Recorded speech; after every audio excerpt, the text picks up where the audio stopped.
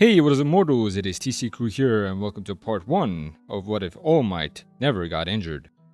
Just want to greet you guys by just saying sit back and relax. You're in for a treat, and so we begin. The beeps and hums of medical equipment caused All Might to stir from unconsciousness. An intense soreness and exhaustion lingered in his body. He tried to remember how he got into the hospital. He was fighting his mentor's killer, All For One, and he'd won, right? He remembered defeating All For One, so why did he feel like he lost? All Might slowly sat up and removed the equipment from his body. This was the first time he noticed the bandages wrapped around his torso, as a searing pain came from his left side. As he started to stand up, Sir Night-Eye entered the room and saw the wounded hero. Night-Eye looked visibly worried for his friend, getting All Might's side in an instant. "What do you think you're doing?" "I should be here, Night-Eye. Everyone's looking for me." All Might moved past Night-Eye and started to leave the room, heavily leaning on the wall and somewhat limping. "Even though your injuries aren't as serious as they could be, everyone will suffer if you continue to go on like this. Find someone like yourself, cheerful, strong, and approachable, and entrust your quirk to them." "And who will be the symbol until I find someone like that?" As All Might stumbled from the room, his feet slipped out from under him as he attempted to wander down the hospital corridor. Night-Eye stopped the injured pro by grabbing him from behind. "But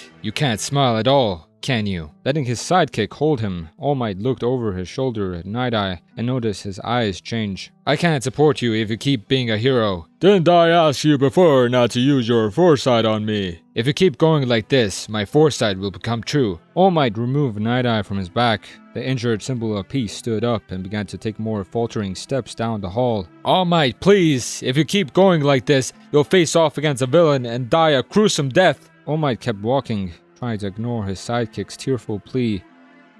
"I can help you out over here, sir." "Oh, thank you." Toshinori snapped out of the memory as he sheepishly approached the register. It had been 5 years since Toshinori cut contact with his former sidekick. During that time, he discovered that he can transform into a lesser muscular form. It shows his age a bit more, but the Small Might form was easier on his battle scars and made it more convenient to do everyday tasks like shopping or eating out. Currently, he looked less like a pro hero and more like a very athletic granddad. After paying for his sodas, Toshinori left the store and checked his watch. "I'm making good time," he thought. "I might even be early for my meeting with Nezu." Fearful screams ran out. Toshinori turned to the noise. A sludge-like being was running from a shop, paper cash stuck in his gelatinous form. Toshinori glanced at his watch again. "Yeah, I've got time." With everyone's eyes focused on the viscous villain, Toshinori grew taller and more Herculean as he became the familiar persona of All Might. "He will be stopped." The strong voice gained the attention of the citizens around him. "Why? Because I am here!" The people cheered as All Might chased after the mucus miscreant. He followed the booger bandit through the streets and down alleyways before All Might saw him slip into a storm drain. All Might found a nearby manhole and went into the sewer system to continue the chase. Although he got turned around in the dark, All Might found the manhole the viscous villain used to return to the surface. All Might punched the manhole cover away and emerged from the sewers. He saw the slimy scoundrel had taken a young boy hostage. "Have no fear. You are safe now that I am here, that is."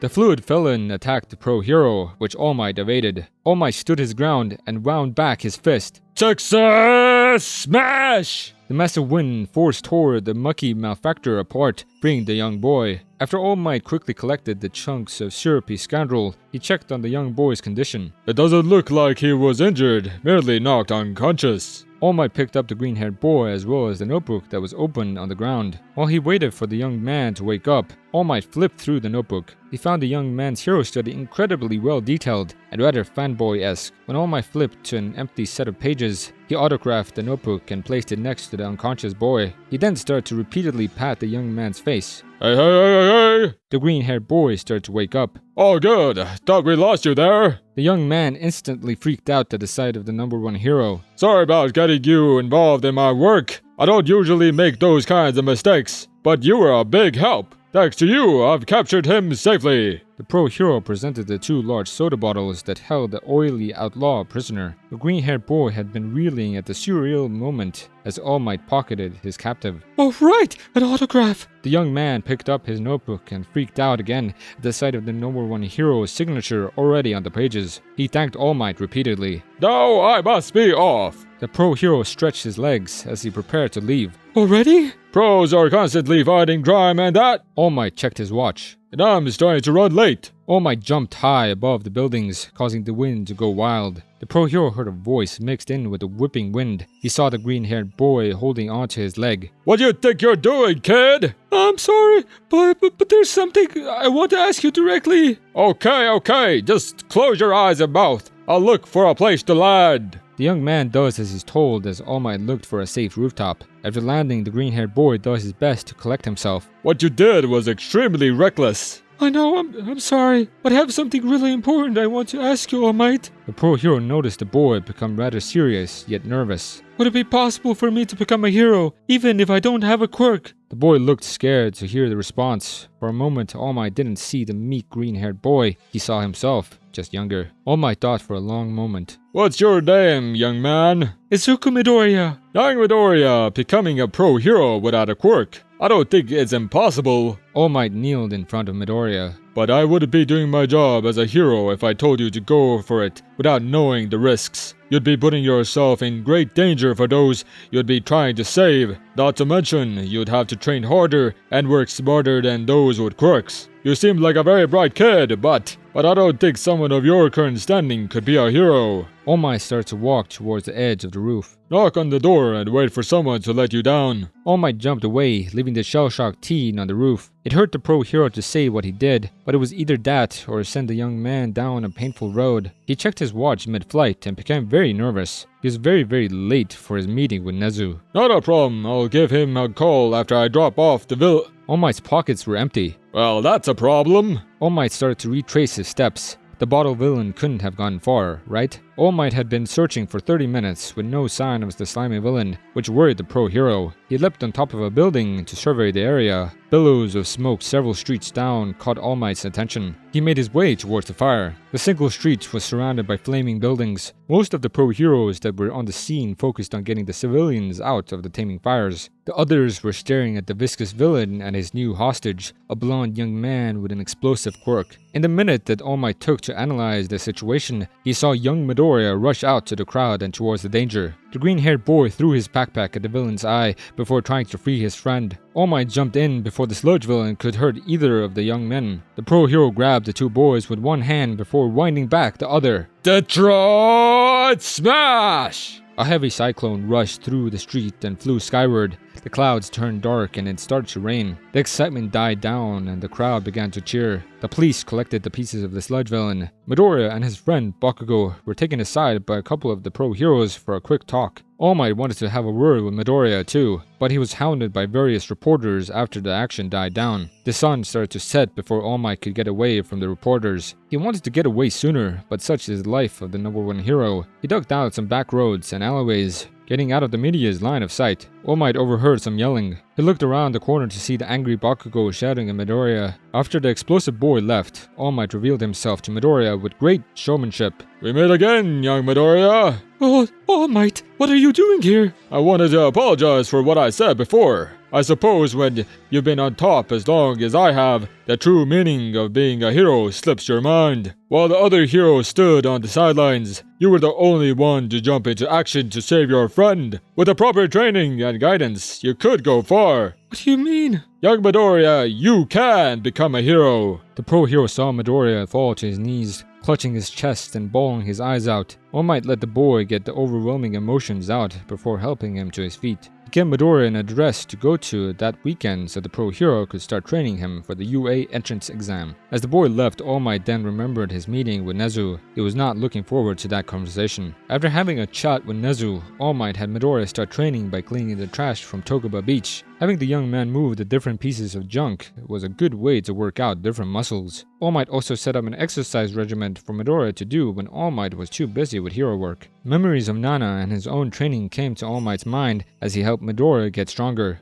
He even considered passing one for all to the green-haired boy once his training was done. I'm not done yet. Toshinori spoke to himself in the secrecy of his home. I've still got a few years left in me. He looked at his exposed torso in the mirror, eyes focused on his scar. An image of a fearful night eye flashed in his mind. A few more years. After nearly 10 months of training, Midoriya became much stronger, which made All Might proud. All Might told Midoriya to take it easy the day before the exam, and he'll be there to watch the practical portion of the exam. Midoriya thanked the pro hero for training and went home. All Might arrived at the UA campus later than he wanted to. He just happened to take the route that was in the way of an old lady crossing the street, a bank robbery, and a cat stuck in a tree. He tried to get to the observation area undetected. What held you up this time, All Might? Villains or fans? Eraserhead was the last person All Might wanted to run into. It was a cat in a tree, actually! All Might showed a picture of an ashy gray cat to his co-worker. The insomniac teacher just looked at the photo for a long moment. Just get in here.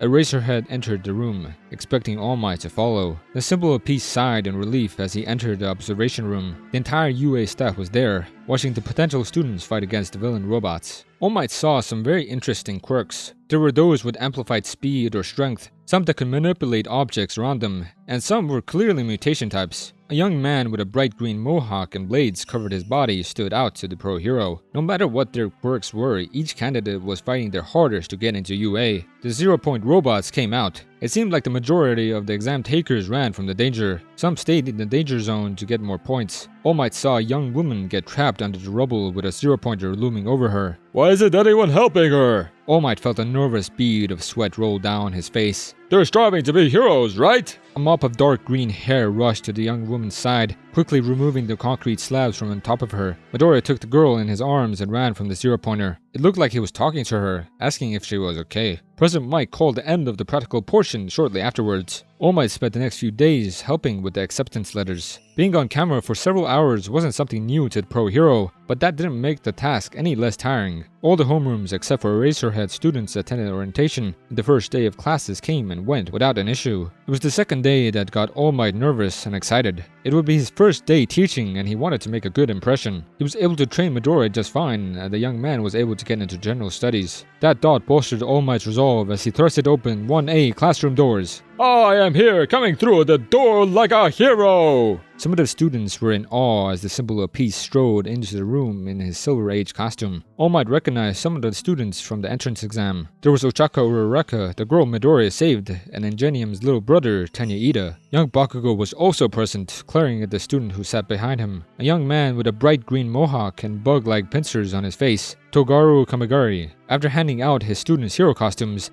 they moved to one of the mock cities. He began to explain the goal of the training, hero versus villain. The villain team had to protect their weapon while the hero team tried to either capture the villains or retrieve the weapon. After the teams were formed, All Might pulled the first match from the two boxes. All Might pulled the first match from the two boxes marked heroes and villains. Team A will be the heroes and Team D will be the villains. Everyone else will go to the observation room. Uraraka and Kamigari were Team A, Ida and Bakugo were Team D. After the two teams got set up, the timer started and the exercise began. Bakugo left Ida in charge of protecting the weapon. Kamigari and Uraraka snuck into the building from the second floor window. The hero team stuck around for a few minutes before running into Bakugo. Tension began to rise as Kamigari and Bakugo glared at each other. Uraraka, go find the weapon. I'll take care of this guy. You think you can take me, Roach-Face? The two blades came out from Kamigari's forearms. Is it a firecracker? Be careful, Kamigiri. Uraraka ran off while the two hotheads fought. Blasts and blades clashed, doing great damage to the building. Several lacerations covered Bakugo's body, while soot and burns peppered Kamigari. The two boys were starting to get more aggressive with each other. Bakugo held up his gauntlet and was about to pull the pin. Bakugo, stop this right now! You'll kill him! He'll be alright as long as he dodges. Young man, if you pull that pin,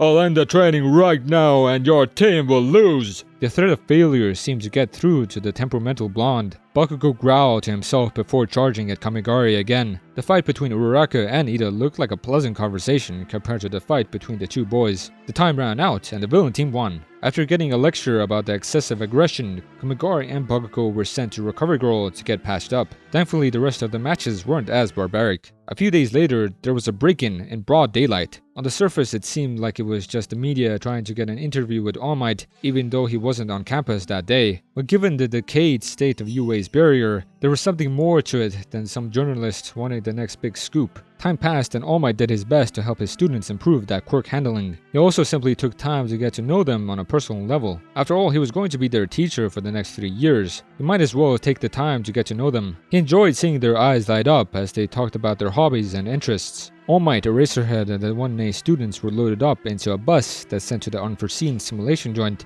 with the Space Hero 13. The training that the students would get here would be valuable to them down the line. Before the training could begin, a purple-black mist began to swirl and form in the central plaza of the USJ. Hordes of people emerged from the mist, along with a man with several hands attached to him and a beastly birdman. Stay back, those are real villains. Eraserhead put on his goggles and readied his capture tool. 13, get the students out of here! We'll carry you! All Might ripped off his tie and got into a fighting stance. Everyone back to the bus and stick together! All the students followed 13 without hesitation. Both pro heroes jumped into the fray, taking down half a dozen goons in an instant. Eraserhead kept his attention on those with emitter and transformation-based quirks, while All Might handled the more mutation-based criminals. The unlikely duo easily took down the mob, only just barely breaking a sweat. All Might and Eraserhead focused their attention to the handman. What are you planning to do here, villain? My name is Shigaraki, and I'm here to watch you die, All Might. My Nomo here was designed to kill you, and that's exactly what he'll do. The beastly Nomo dashed at All Might and attacked. All Might was forced back several yards from the sheer power behind the punch. The number 1 hero and the animalistic Nomo continued their brutal power struggle, while Eraserhead fought against Shigaraki. Each punch All Might drove into the Nomo's body seemed to have minimal effect, while each of the monster's attacks hit harder than a runaway train. This is going nowhere fast! This thing must have some kind of absorption quirk plus super strength! The Nomo grabbed All Might, its massive hands digging deep into the pro hero's side scar and breaking bones in the process. All Might screamed in agony. From the corner of his eye, All Might could see Eraserhead. His ally's left arm looked half decayed, while a deep cut bled under his right eye. Shigaraki also looked beaten up, but the hand villain still stood confidently as the dark and wispy villain appeared on his side. Gunshots rang out, landing hits on Shigaraki's limbs and the Nomo's head. All Might broke free from the Nomo's grasp and looked into the direction of the gunshots. All of the UA teachers had arrived to help out thanks to the efforts of class rep Ida. With the Nomo stunned from Snipe's headshot, All Might unleashed an unrelenting barrage of attacks on the monstrous abomination. The Nomo gave as good as it got, responding to each of All Might's attacks with his own mighty punches. All Might didn't let up for a second. He kept pushing through. A swift uppercut connected to the Nomo's jaw and sent it into the air. All Might leapt after it before slamming the creature back into the ground. The monster bounced off the concrete. Let me give you a lesson. All Might landed in front of the Nomo. You've probably heard these words before, but let me show you what they really mean. All Might raised his hand to the sky and clenched his fist. He brought his fist back for a 100% punch. Go beyond! Plus Ultra! The attack connected with the Nomo's chest. It launched the creature rocketing into the air, crashing through the USJ's dome ceiling and high into the atmosphere. Now that he had a moment to breathe, All Might noticed the blood leaking from his mouth and the blood soaking into his clothes from where the Nomo grabbed him. After the battle was done and Shigaraki's evasion of arrest, all the students were gathered up, and since none of them were injured, were sent home. All Might went to Recover Girl since he trusted her with his small might secret. How bad is it, Chayo? Well, whatever that Nomo did to you, it seemed to have exaggerated your old injury. It's possible that this could affect the use of your quirk. Toshinori was about to ask how badly the effects could be when he started to have a coughing fit. He could taste metal. When he wiped his mouth, there was a smear of blood on his hand. Why don't you take it easy for a while, Toshinori? At least for a couple of days. Yeah,